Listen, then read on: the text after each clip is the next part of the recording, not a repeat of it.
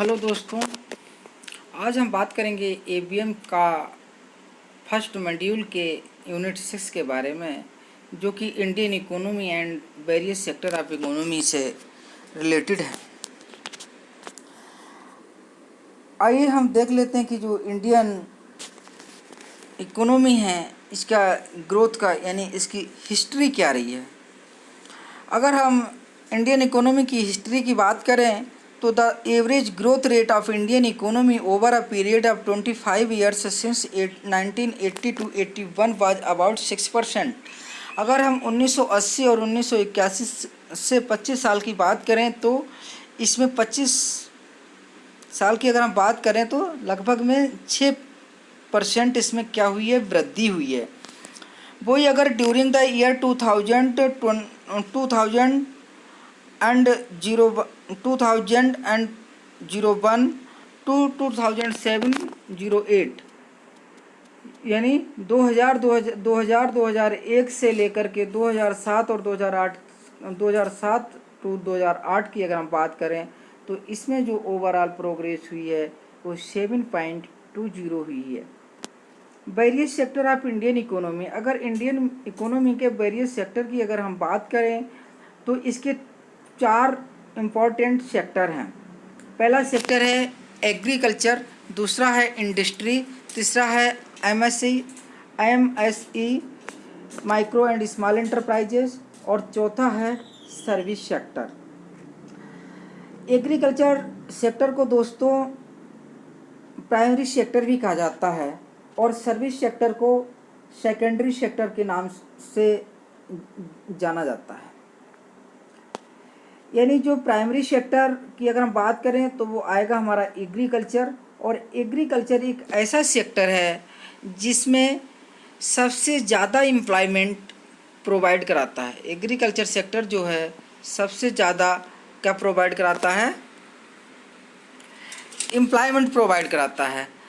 आइए देख लेते हैं कि agriculture sector is one of the most important sector of Indian economy. इस सेक्टर से दोस्तों लिखा हुआ है, माफ़ कीजिएगा, सेक्टर होगा। Agriculture sector is one of the most important sector of Indian economy. Indian economy का एग्रीकल्चर सेक्टर जो है बहुत ही महत्वपूर्ण सेक्टर है, जो अपना जीडीपी में बहुत ही अहम रोल अदा करता है। जैसे हम बात करें तो इसमें आता है agriculture sector accountant for 17% of GDP 2008 and 9। 2008-9 की बात करें तो इसमें लगभग 17% जीडीपी की ग्रोथ हुई, जीडीपी में इसका योगदान रहा था। अगर वो रिसेंटली बात करें 2020-21 की तो इसमें 19.90 की ग्रोथ इसमें हुई है। दोस्तों इसमें एक नहीं पूछा जाएगा कितने परसेंट ग्रोथ हुई है, बस एक केवल एक डाटा को समझने के लिए इस चीज़ को इसमें मेंशन किया गया है। आगे बात करते हैं, अगर हम इंडस्ट्री सेक्टर की बात करें तो जो इंडस्ट्री सेक्टर को जो सीएसओ है, सेंट्रल स्टैटिस्टिकल ऑर्गेनाइजेशन जो है, इसने इसको 2-3 सेगमेंटों में बांटा है।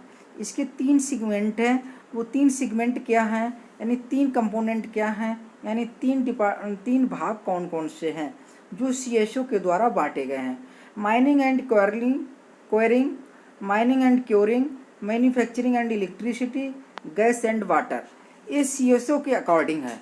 कभी कभी पूछा जाता है एग्जाम में कि सीएसओ के अकॉर्डिंग इंडस्ट्रियल सेक्टर को इनमें से किसको नहीं बांटा गया है, या इनमें से कौन सा सीएसओ के द्वारा इंडस्ट्रियल सेक्टर नहीं है। ठीक है, तो इसके लिए हम याद रखेंगे mining, quarrying and manufacturing and electricity, third gas and water. The sector of MSME is accounted for around 30% of total industrial production. कि जो टोटल जो इंडस्ट्रियल प्रोडक्शन जो भी होता है उसका 30% केवल एमएसएमई करता है, यानी लघु एंड सूक्ष्म मध्यम, लघु सूक्ष्म और मध्यम एंटरप्राइजेज जो है, उद्योग जो है, वो लगभग में टोटल इंडस्ट्रियल प्रोडक्शन का 30% वही करते हैं। ठीक है, और 48% of export in the industrial sector. अगर हम बात करें इंडस्ट्रियल सेक्टर की तो 48% जो एक्सपोर्ट है वो एमएसएमई ही करता है। around 35% if the total employment amount unit engaged in the manufacturing and service sector। जो मैन्युफैक्चरिंग और सर्विस सेक्टर में जो टोटल इंगेज्ड यूनिट हैं तो उसमें लगभग में 35% एम्प्लॉयमेंट प्रोवाइड कराता है। द MSME एक्ट जो micro small and medium enterprise development act जो 2006 का है, इसने किसी भी इंटरप्राइज को दो भागों में इसने बांटा है, यानी एंटरप्राइज को की 2 कैटेगरियों में इसने डिवाइड किया है। पहला क्या किया है कि मैन्युफैक्चरिंग, दूसरा सर्विस। तो मैन्युफैक्चरिंग जिसमें मैन्युफैक्चरिंग होता है, सर्विस जो सर्विस प्रोवाइड कराता हूँ। These broad category are further classified in micro enterprises, small enterprises, medium enterprises, depending upon the level of the investment in plant and machinery and turnover as per recent guideline applicable from July 2020। और इसके अलावा अगर हम बात करें तो इसमें micro कौन सा होगा, स्मॉल कौन सा होगा, मीडियम कौन सा होगा, तो इसके लिए क्या है, एक नई गाइडलाइन आई है जो डिपेंड करती है कि मशीनरी में, प्लांट एंड मशीनरी में इन्वेस्टमेंट कितना हुआ है और इसका टर्नओवर कितना हुआ है।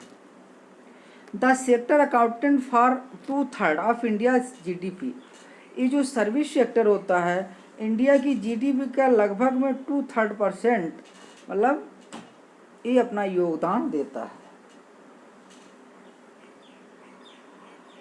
64% 8 और 9 में दिया गया था और अभी सॉरी दोस्तों, अगर हम बात करें तो ये 2008 और 9 में लगभग 64% इसका योगदान था, जो कि अब घट करके लगभग में नियर अबाउट 55% रह गया है 2020 और 21 में।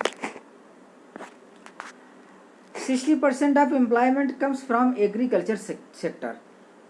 ठीक है, जैसा कि अभी हमने पढ़ा था कि इंडस्ट्रियल सेक्टर है, इसमें 35% मतलब क्या होता है, एम्प्लॉयमेंट मिलता है, जबकि एग्रीकल्चर में 60% मिलता है। First largest employment provider after agriculture is MSME।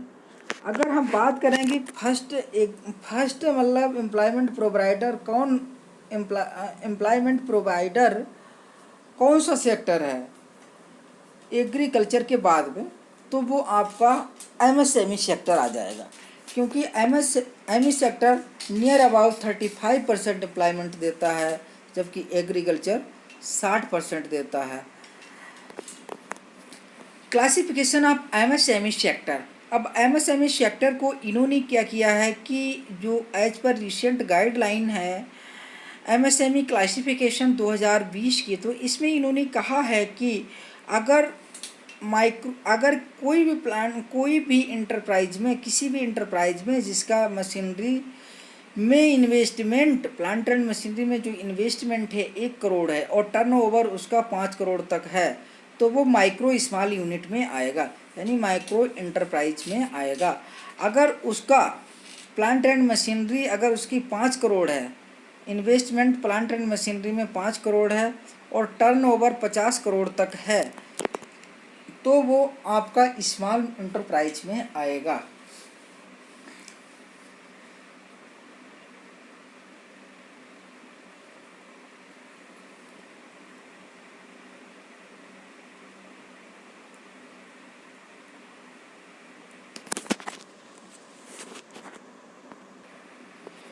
हाँ दोस्तों, माफ़ कीजिएगा, ये यहाँ पे 5 करोड़ नहीं, यहाँ पर आपका 10 करोड़ आएगा। ठीक है, अगर स्मॉल इंटरप्राइज की अगर बात करें तो इसमें प्लांट एंड मशीनरी में जो इन्वेस्टमेंट है वो 10 करोड़ होना चाहिए, और टर्नओवर की बात करें तो वो 50 करोड़ तक होना चाहिए, यानी 50 करोड़ से ज़्यादा टर्नओवर नहीं होना चाहिए। ठीक है, और अगर मीडियम इंटरप्राइज की बात करें तो वो उसमें जो इन्वेस्टमेंट है प्लांट एंड मशीनरी में वो 50 करोड़ है और टर्नओवर इसका 250 करोड़ तक होगा, यानी 250 करोड़ से ज़्यादा का नहीं होगा। सिंपल सी भाषा में अगर हम बात करें तो माइक्रो जो MSME है, इसके जो क्लासिफिकेशन में 3 कैटेगरी इन्होंने बांटा है। पहले जो मैन्युफैक्चरिंग और सर्विस सेक्टर में अलग अलग था, उन्होंने दोनों को कंबाइंड कर दिया है। इसमें इन्होंने कहा है कि जो माइक्रो एंटरप्राइज है, तो माइक्रो एंटरप्राइज वो एंटरप्राइज है जिसमें प्लांट एंड मशीनरी में इन्वेस्टमेंट 1 करोड़ है और टर्नओवर 5 करोड़ तक है, तो वो माइक्रो में आएगा। और जिसका टर्नओवर प्लांट एंड मशीनरी में जो इन्वेस्टमेंट है 10 करोड़ तक है और टर्नओवर जो है वो 50 करोड़ तक है, तो वो स्मॉल एंटरप्राइज में आएगा। और जिसका प्लांट एंड मशीनरी में इन्वेस्टमेंट 50 करोड़ है और टोटल ओवरऑल उसका जो टर्नओवर है 250 करोड़ है, तो वो आपका मीडियम एंटरप्राइज में आएगा। थैंक यू दोस्तों।